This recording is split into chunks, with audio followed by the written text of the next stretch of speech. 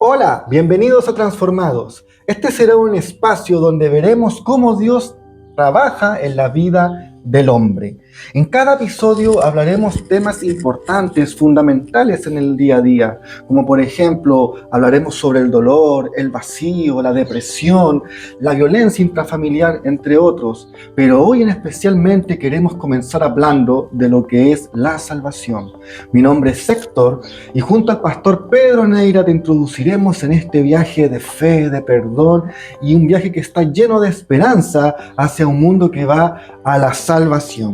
Y hoy en este primer episodio comenzaremos con preguntas tales como ¿qué es la salvación? ¿O por qué necesito la salvación? ¿O qué significa realmente ser salvo? Esto es Transformados, donde la fe se hace vida y la esperanza vuelve a nacer. Y estamos listos para comenzar este primer episodio. Y esta conversación nos acompaña nuestro pastor Pedro Neira de la iglesia Somos Tierra Deseada de Yungay. ¿Cómo está, pastor? Bien, Héctor, muy bien.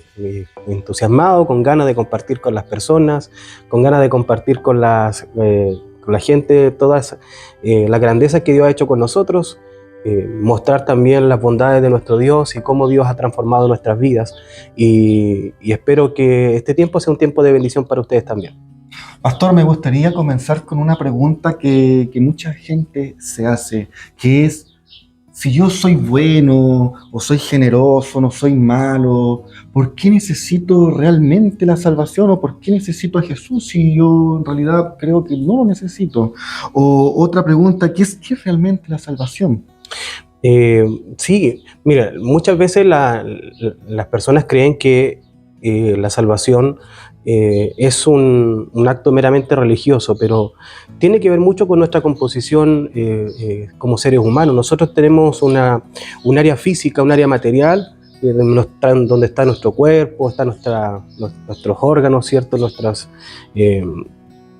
sentidos, pero también tenemos un área espiritual, y esa área espiritual muchas veces es ignorada, pero esa área es muy fundamental en las personas. Y en el principio del hombre, la desobediencia del hombre y la rebeldía del hombre hizo que perdiera la comunión con Dios. Recordemos el libro de Génesis, ¿cierto? Cuando nos habla del libro de Génesis, no habla de Adán y Eva, cuando estaban en el huerto y ellos, producto de una tentación, así decirlo, desobedecieron a Dios, y eso provocó una ruptura en la comunión. Y de ese momento el ser humano tiene una separación entre Dios y el hombre. Y de ese momento se generó un vacío espiritual en nosotros. La humanidad en sí misma tiene un vacío que no se puede llenar con cualquier cosa. Y a veces queremos sanar ese vacío con cosas materiales, con hacer buenas obras, esa sensación de que necesitamos hacer algo, lo cubrimos con eso, pero en rigor ese vacío es la necesidad absoluta que tiene el ser humano de Dios. Y por eso es necesario la salvación, porque la salvación está muy ligada a la palabra salvación está muy ligada a la parábola de la oveja perdida. Y en la parábola de la oveja perdida recordemos que el buen pastor, ¿cierto?, deja las 99 y va a buscar aquella oveja que se perdió, ¿ya? Y se perdió siendo igual era oveja, era amada por el pastor, pero sin embargo tomó un camino diferente. Y es porque, la humanidad, los seres humanos, las personas toman a veces rumbos diferentes, se alejan de Dios por su libre albedrío, porque tienen la posibilidad de tomar sus decisiones, que es un regalo maravilloso. Entonces, en ese libre albedrío, las personas toman un rumbo distinto y se pierden. Pierden su norte, pierden su capacidad de encontrar su propósito, pierden su felicidad, pierden todo eso, y hay un vacío en su corazón. Y cuando el buen pastor llega, en este caso nuestro Señor, llega y nos toma, lo que hace es llenar ese vacío y traernos al redil, para devolvernos, mediante Jesucristo, ¿cierto?, devolvernos la comunión con Dios y devolvernos el propósito, y a eso nosotros también le llamamos salvación, donde Dios perdona, ¿cierto?, nuestras faltas, nos limpia de todo, como la oveja, ¿cierto?, que estaba perdida, sucia a lo mejor, sana nuestras heridas y perdona nuestras faltas, ¿cierto?, y nos lleva al redil para poder ser nuevamente considerados sus hijos. Así es.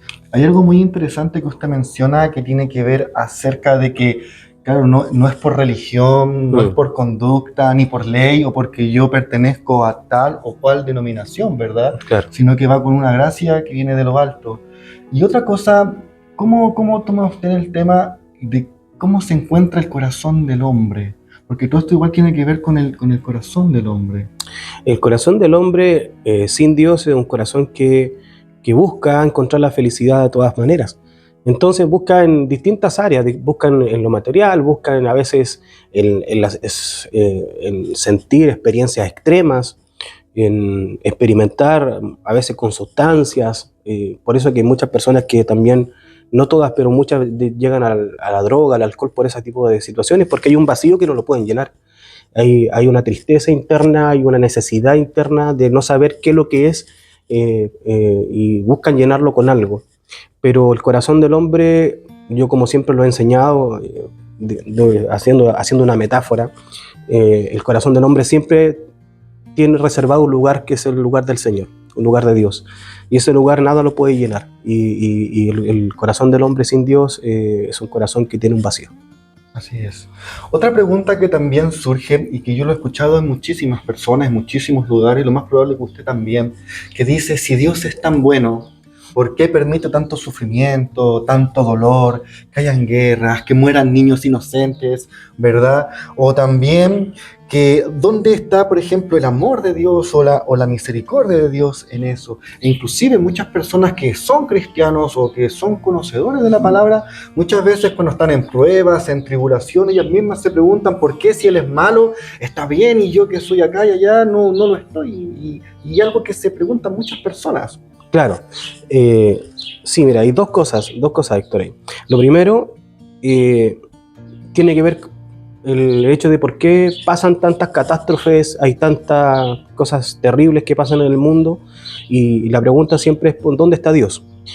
Y la respuesta está basada en la humanidad principalmente, porque una de las cosas grandes que Dios ha hecho por nosotros es que no nos domina como si fuéramos máquinas. Entonces, Dios nos entregó a nosotros un libre albedrío, que es la capacidad que tiene el ser humano de tomar sus propias decisiones y hacerse responsable también por ellas. Entonces, cuando Dios crea a la humanidad, la crea perfecta, cuando Dios forma el planeta, lo forma perfecto, cuando Dios crea toda la cadena alimenticia es perfecta. Entonces, ¿dónde se distorsiona? Cuando empieza el ser humano a sacar lo peor de él, su orgullo, su ambición, su codicia. Por eso vemos que pocas regiones tienen muchas comida, hay regiones del mundo que no tienen, pero si repartiéramos la comida alcanzaría para todos. Vemos atrocidades que pasan, guerras y cosas que tienen que ver con la ambición humana, con el orgullo humano, de tratar de querer ser mejor que el otro, querer ser más que el otro, de imponerse sobre el otro. Entonces, a veces por las decisiones de personas que no están dispuestas a doblegarse en su manera de pensar, provocan guerras, hambre, necesidades y cosas horribles, y culpamos a Dios cuando las decisiones son de personas, ¿ya? Eso por un lado. Ahora, a los cristianos también les pasan situaciones difíciles porque es un mal concepto eso de que somos cristianos y no nos va a pasar nada. Eso bíblicamente no está en ninguna parte. Eso no existe en la Biblia. Eso es una imagen que a veces muchas personas venden para convencer a las personas, pero están equivocados, porque el Evangelio no nos exime de que nos pasen cosas que a lo mejor no nos gustan. Sin embargo, la promesa es que Dios va a estar con nosotros en cada momento. Entonces, muchos de los cristianos que están siendo probados, que están pasando situaciones, la Biblia nos enseña que la prueba produce paciencia. Entonces, y la paciencia es una de las virtudes más lindas que el hombre puede tener. A veces las pruebas nos van sacando lo mejor a nosotros, nos van perfeccionando y todo. Sí.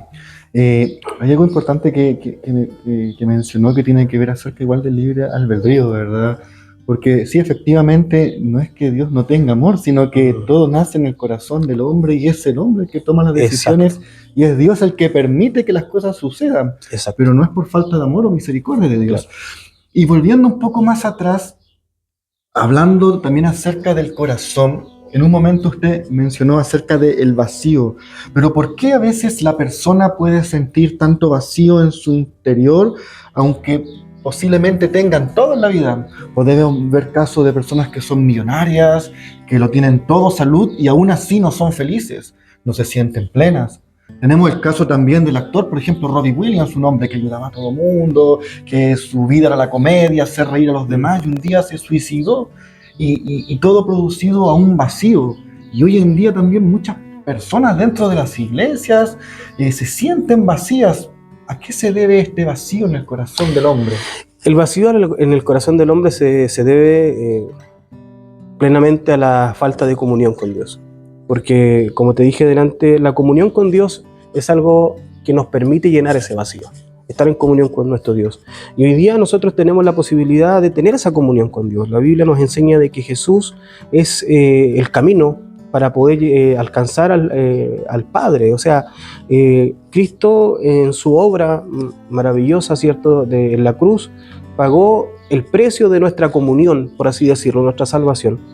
Y lejos de Dios no tendremos nunca un corazón pleno, nunca. El ser humano puede alcanzarlo todo, pero siempre va a haber algo que le va a faltar. Por eso es que encontramos también por el otro lado, a lo mejor personas que a lo mejor puede que no tengan las mismas riquezas, no tengan las mismas no sé, las mismas cosas, pero tienen una riqueza y una alegría y un amor maravilloso, irradian paz, son felices a concho, disfrutan cada cosa, porque Dios nos muestra también, la comunión con Dios nos muestra y nos enseña a valorizar cada cosa. Entonces, para una persona, una vez leía un texto que hablaba sobre lo poco que valorizamos, y decía, por ejemplo, una persona no valoriza ir a comprar el pan hasta que queda, por alguna circunstancia, queda inválida. Hasta antes de eso a lo mejor era una molestia ir a comprar pan, pero después de que por un accidente pudo quedar inválida, pucha que le hubiese gustado ir a buscar pan. Entonces, a veces nosotros no valorizamos esas pequeñas cosas, y Dios, cuando estamos en comunión con Él, nos enseña a valorizar no solamente lo grande, sino también esos pequeños regalos que Dios nos da. Es verdad, y se puede ver incluso en personas que de repente han sufrido desgracias, cosas que son para quizás uno terrible, y usted los ve contentos, felices, con una fuerza, con una paz, y ve todo también en la mirada, en cómo tienen su enfoque, su comunión, como Claro. usted bien dice. Y así como también mencionó de que Jesús, como dice en Juan 14:6, Él dice: yo soy el camino, soy la verdad y soy la vida. Pero también mencionó la cruz. ¿Por qué Jesús tuvo que morir en la cruz? ¿No había quizás otra forma de salvar al humano? ¿O por qué tuvo que hacer ese sacrificio? Sí, mira, lo que pasa es que tenemos que entender el concepto de pecado. El pecado es todo lo que está en contra de la ley de Dios, ¿ya? Sí. Y el pecado, la Biblia nos dice que la paga del pecado es muerte. En el pueblo de Israel en la antigüedad para poder mantener una relación el pueblo con Dios, existió un sistema de sacrificios, donde iban a hacer sacrificios, ¿cierto?, corderos y sacrificados, ¿cierto?, para poder limpiar un poco los pecados, porque la sangre era necesaria para poder pagar el pecado. ¿Y por qué? Porque era un método, ¿cierto?, donde un inocente pagaba la culpa de un culpable. ¿Ya? ¿Te fijas? Entonces, no era solamente un sacrificio por sacrificio, sacrificar por sacrificar, quiero decir, sino que tenía un símbolo. La sangre derramada era una sangre inocente. Alguien tiene que pagar el precio. El precio tiene que pagarlo. Entonces, lo pagaba alguien inocente por un culpable. Ese era el concepto, y eso era lo que de alguna forma estaba internalizado en el pueblo de Israel. Pero el problema del sistema de sacrificios es que era perecedero. Duraba una cierta cantidad de tiempo. Luego había que volver a hacer sacrificio. Entonces, ¿qué pasaba si no se hacía sacrificio? ¿Qué pasaba con la gente que no conocía el sistema de sacrificios? Entonces, para poder resolver ese conflicto, Dios tenía un plan maravilloso, y en ese plan estaba Cristo. Porque delante hablábamos del amor del amor de Dios. Y es importante entender el amor de Dios, que el amor de Dios no es un amor malcriador, sino que es un amor que habilita a las personas, que los capacita. Entonces, ¿qué es lo que pasa con Dios? Que provee a Cristo, y Cristo vive en la tierra aproximadamente 33 años, pero esos 33 años Él los vivió, como dice la Biblia, sin cometer ningún pecado, sin ninguna falta. Y esto no es metáfora, es real. Cristo es un personaje histórico, está comprobado hasta por la ciencia, y está respaldado también por la arqueología. Cristo vivió una vida sin pecado, por lo tanto, Él, cuando va a la cruz, va a hacer ese reemplazo del pecado de todos. ¿Por qué razón? Porque como fue perfecto y fue el hombre perfecto, Él entregó su vida en la cruz para llevar nuestra culpa. De hecho, es muy simbólico el concepto de Barrabás. Todos hablamos de Barrabás, ¿cierto? Sí. Y antes de que Poncio Pilato enviara a Jesús al sacrificio, recordemos que le pregunta al pueblo si eligen a Barrabás o a Jesús. Y Jesús, y el pueblo elige a Barrabás en vez de Jesús. Entonces ahí vemos que un inocente, que en este caso Jesús, paga el pecado que le correspondía a un culpable, que era culpable de homicidio, inclusive de Barrabás. Entonces, Cristo va a la cruz como un inocente para sustituirnos, para pagar el precio por nuestros pecados. Y por esa razón fue necesaria la cruz, porque Dios quería que todo el mundo, nosotros inclusive, los que están viendo, tuvieran acceso a esa salvación. Y esa salvación ahora no es por precio, no es porque tú compres o porque tú des un aporte en dinero o en alguna cosa, nada, o que hagas buenas obras. La salvación solamente se alcanza aceptando a Cristo como nuestro Señor y Salvador, porque la salvación a partir de ese momento es por gracia. Es un regalo que Dios da porque Dios quiere tener comunión con todos nosotros. Así es. Y ¿cuál es la diferencia, por ejemplo, para alguna persona que cree en Dios, pero no cree en Jesucristo? O hay muchos que, por ejemplo, creen en Jehová, pero no creen, digamos, en Cristo. ¿Cuál es la diferencia entre creer en Dios y creer en Cristo? Es que para creer en Dios es necesariamente creer en Cristo, porque la Biblia nos enseña que Cristo tiene no es solamente un hombre. Cristo es la esencia misma de Dios tomando forma de hombre. Él mismo tomó forma de hombre, ¿cierto?, para ir a la cruz, para poder ser el Cordero perfecto que quitaba el pecado del mundo. Por lo tanto, Cristo es necesario porque es el único mediador entre Dios y el hombre. No hay otro. No hay ni siquiera el pastor, ni siquiera yo como pastor o algún sacerdote es un mediador.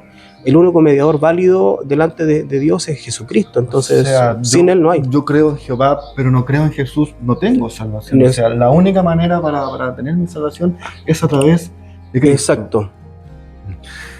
Y otra pregunta que también surge a raíz de todo esto, lo que es la salvación. Muchas personas quizás dicen, yo llevo mucho tiempo en la iglesia o conozco hace mucho tiempo a Dios, pero no sé si realmente soy salvo. ¿Cómo sé yo que soy salvo? No sé, ¿hay algo que se siente o simplemente lo creo? ¿Cómo o qué es lo que me da a mí como esa certeza de decir, yo tengo la seguridad de que soy una persona salva? En Efesios capítulo 2 nos dice, por gracia sois salvos por medio de la fe, y esto no es de vosotros, sino es don de Dios. Entonces ahí nos enseña que la salvación es por gracia solamente. Nosotros con creer en Jesucristo como Señor y Salvador, somos salvos. No hay un requisito, no es necesario hacer nada más para alcanzar la salvación. Todo lo que yo hago después de eso, después de que yo confieso a Cristo, después de que yo acepto a Cristo, todo lo que hago después, bautizarme, ir a la iglesia, orar, cantar canciones, todo lo que hago después no es para obtener salvación, es para crecer en la fe, porque Dios nos va enseñando, digamos, a vivir una vida diferente, nos va mostrando un camino distinto y vamos avanzando en ese camino, porque quiere también sacar nuestro propósito, porque tú, la gente que nos ve, yo, todos tenemos un propósito. Entonces, Dios nos toma, ¿cierto? Como volvemos a la parábola de la oveja, nos toma, estamos a lo mejor heridos, estamos sucios, nos limpia, nos cura las heridas. Ese es un proceso que viene después de que nos rescata y después nos encamina hacia el propósito. Entonces, todo lo que uno hace después no tiene que ver con salvación, tiene que ver con que es obra de la fe, o sea, por fe hago esto, pero la salvación es netamente por la fe. Aceptando a Cristo es salvo la persona. ¿Y por qué si a veces creemos, seguimos luchando con las mismas cosas o equivocándonos con las mismas cosas? ¿Eso significa de que no soy salvo o por qué sucede eso? No es que no seamos salvos. Nosotros, como lo dijimos recién, somos salvos por la fe. El asunto es que nosotros también somos personas que venimos con una historia llena de pecados. De hecho, David decía en uno de sus salmos: en pecado me concibió mi madre. O sea, él nació con la esencia pecaminosa. Entonces, y en nosotros viene esa esencia. De hecho, por eso es que los niños a veces, sin que nadie les enseñe, saben hacer cosas que son malas, roban. A lo mejor no roban cantidades, pero sí roban una galleta. Y uno le dice: ¿qué estás haciendo? Y esconden la galleta. En ningún momento nadie les enseñó que eso era malo, pero instintivamente sabe que es malo. ¿Por qué? Porque en nuestra vida ya tenemos esa tendencia al pecado. Y nosotros vivimos todo eso de esa forma, con el orgullo, con nuestra altivez, con nuestra soberbia. Todo eso vivimos hablando a lo mejor cosas que no correspondían, haciendo cosas que no correspondían, hasta que nos encontramos con Cristo. Y después empezamos a caminar, nace una nueva criatura, pero nuestra carne, nuestro viejo hombre, viene con toda esa tendencia. Entonces hay que limpiarlo, cual árbol, ¿cierto? Limpiar el árbol. Poco a poco se va armando. Entonces, si una persona es salva, no significa que el otro día va a ser santo, sino que de ese día comienza un proceso de santificación para que pueda alcanzar, ¿cierto?, algún día estar a la estatura de Cristo. ¿Ya? La santificación es día a día. La salvación es en el momento en que acepta a Cristo. Qué importante es entender que todo esto es un proceso y que también las personas entiendan que es un proceso, porque muchas veces se ve que claramente una persona puede ir caminando bien, pero al caerse muchos otros pueden tender a juzgarlo, claro, a decir, o sea, pucha, si es salvo, está con Cristo, ¿qué sucedió? No, está, pero él no, está dentro de un camino, dentro de un proceso, como usted dijo, camino hacia la perfección, claro, camino hacia la santificación. Pero, pastor, usted ha visto a muchas personas a lo largo de su vida en este proceso de cambio, de transformación. A mí me ha tocado también ver a muchas personas y muchas veces he visto personas que están en esa lucha, digamos, están en drogadicción, alcoholismo y están luchando con eso, lo dejan, pero después dentro de su caminar vuelven a caer, como dice la palabra, como perro al cual vómito y continúan, digamos, en esa lucha constante, pero sienten que siempre vuelven a caer en lo mismo. Es como que nunca más, y después, la semana después, lo ven lo mismo, y esa persona desea quizás la salvación, está luchando, pero está con esta condición. ¿Cómo Dios trabaja, digamos, en el corazón de ese hombre, o cómo actúa Dios con una persona cuando le entrega su corazón a Cristo? Porque, digamos, si Él genera esa transformación, pero el hombre sigue cayendo una y otra vez. Sí, es importante también saber, Héctor, que no todos los procesos son iguales. Hay personas que luchan con unas cosas, otras con otras. No todos luchamos con lo mismo. Y a veces nosotros tendemos como a generalizar las luchas, porque uno obviamente va a lo que ve.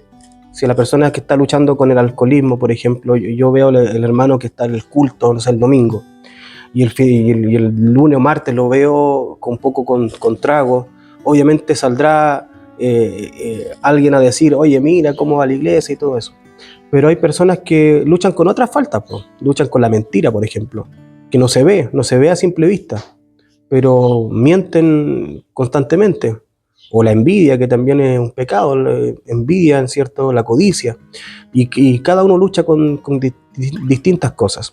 Ahora, ¿qué les puedo decir a aquellas personas que están luchando con algún área de su vida, ya sea drogadicción, ya sea alcoholismo, ya sea la mentira, ya sea cualquier área interna, malos pensamientos, pornografía, lo que sea? Yo le diría que no se rinda, que lo vuelva a intentar una y otra vez. El Señor está con nosotros y que no todos los procesos son iguales, no todos los tiempos son los mismos. Recuerda de que el tiempo de Dios es perfecto, entonces en ese tiempo algunas personas avanzan, no sé, más rápido, otros un poco más lento, pero al final todo va a ser para bendición. Entonces las personas, les digo, no se rindan. Si cometieron falta, si se equivocaron, si fallaron, si le prometieron a Dios que no lo iban a hacer nunca más y lo hicieron, vayan a las rodillas, oren al Señor, pídale perdón, pídale que los ayude, levántense y sigan adelante. No se rindan, y yo creo que en algún momento Dios va a estar orando juntamente, y la persona va a tener también, con la ayuda del Señor, la fortaleza para renunciar a aquellas cosas que a lo mejor lo tenían atado. Y así con cada falta, siempre lo mejor es reconocer delante de Dios la falta y seguir adelante. Hermoso lo que dice acerca de ese proceso de transformación, porque muchas veces, como usted mencionó, las personas se fijan por lo que ve, ¿cierto? Que el cigarrillo, el alcohol, pero hay tantas cosas dentro del corazón que uno como hombre no ve, pero que Dios, que conoce todas las cosas, las sabe todas. Y el enemigo, que además es muy astuto, al momento en que una persona cae, esa persona muchas veces tiende a pensar: no soy digno, ¿qué voy a seguir haciendo aquí? Ya soy hipócrita. Y quizás la persona que lo ve de afuera también va a pensar lo mismo, pero eso no significa de que esté todo perdido, de que Dios ya no lo ama, sino que el enemigo, en cierta manera, muchas veces engaña de esa forma a las personas. Pero qué hermoso eso de decirle a las personas que nos ven, además, que si estás pasando un proceso difícil, busque la rodilla, que pidas el perdón, que vuelvas a intentarlo una y otra vez, porque Dios va en algún momento a cumplir ese proceso en el tiempo, como usted bien dice, está establecido que todas las cosas acontezcan. Qué hermoso. ¿Y cómo se ve una vida transformada por Cristo? La Biblia nos enseña de que por sus frutos se conoce el árbol, por sus frutos los conoceréis. Una vida que está siendo transformada, a lo mejor todavía no ha llegado a la plenitud, pero sí está en un proceso de transformación, empieza a mostrar los frutos del Espíritu: amor, gozo, benignidad, paz, bondad, fe, mansedumbre, templanza, etc. Entonces ve uno que una persona que era iracunda, hoy día ya no es iracunda, sabe decir las cosas con más tranquilidad. Una persona que antes explotaba con cualquier cosa, hoy día tiene más templanza, tiene más paciencia. Entonces una persona que era pesimista, hoy día es una persona con más fe. Entonces uno empieza a ver en los frutos de las personas el cambio, porque yo siempre he enseñado lo superficial, Héctor, la ropa, eso es fácil. O sea, uno puede decir: oye, me cambié, estoy dando fruto porque me cambié la ropa, me puse tal o cual vestido, o tal o cual pantalón. Eso es fácil, cualquier persona puede cambiarse ropa, ponerse ropa a lo mejor formal y aparentar a lo mejor que es una persona cambiada o transformada, pero el fruto real no tiene que ver con eso, o no con eso solamente, sino que tiene que ver más con que una persona que robaba no robe, una persona que mentía que no mienta, una persona que era, como te dije yo, una iracunda, que ya tenga paciencia. Entonces obviamente Dios nos enseña a ser recatados en nuestro vestuario y todo, pero no, el foco no está ahí. El foco está en que el fruto del Espíritu no tiene nunca, en ningún momento dice que el fruto del Espíritu es vestirse de esta manera. Él dice: el fruto del Espíritu es amor, gozo, paz, etc. Entonces ahí vemos nosotros la diferencia entre una persona transformada verdaderamente y no superficialmente. Qué hermoso, pastor. Yo creo que hoy día pudimos entender mejor lo que es salvación, de que esto no es solamente religión, que no es solamente cumplir leyes, sino que es una relación viva con Jesucristo. También de que no es para las personas que muchos dicen: quizás yo soy indigno o soy malo, no tengo perdón de Dios, sino que todos tienen perdón y acceso a la salvación por causa de Jesucristo. Ver como un hombre condenado como Barrabás, que estaba condenado a la muerte, Jesucristo en su último momento prácticamente lo salva, al hombre de la cruz también. O sea, que todos entendamos de que este camino no es para algunos, sino que es para todos aquellos que deciden seguirlo. O sea, no importa lo malo que seas, no importa lo que hayas hecho, si Cristo sale a tu encuentro, Él puede cambiar a tu vida y solamente necesitas arrepentirte, creer que Jesucristo es el Señor, ¿verdad? Y Él puede hacer todo lo demás. O sea, ni siquiera es de uno, sino que todo proviene de parte de Dios, esforzarse. Y qué maravilloso es el Señor. Sí, así es. Y interesante lo que dice, porque no hay pecado que Dios no pueda perdonar. Hay pecados que son horrorosos y uno dice no tiene perdón. No, el sacrificio de Cristo fue perfecto. Y fue perfecto en todo sentido. Y fue una vez y para siempre, no hay necesario más sacrificio. Entonces, la sangre de Cristo cubre todo pecado.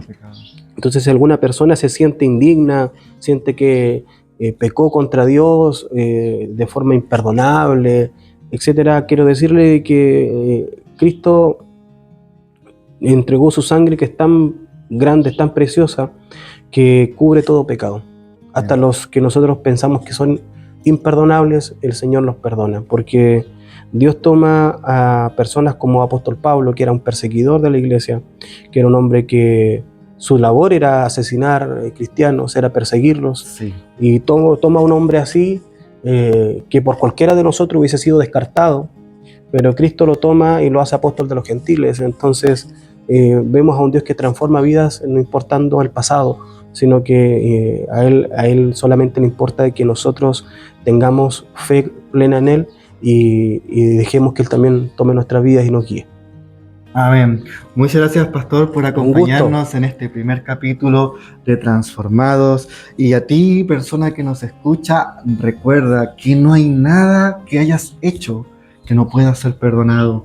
Hoy puede ser el día donde tú puedas encontrarte con Jesucristo y ten esa certeza de que Jesucristo puede salvar tu vida y transformar tu vida, porque tu historia no ha acabado. Dios sigue escribiendo tu historia.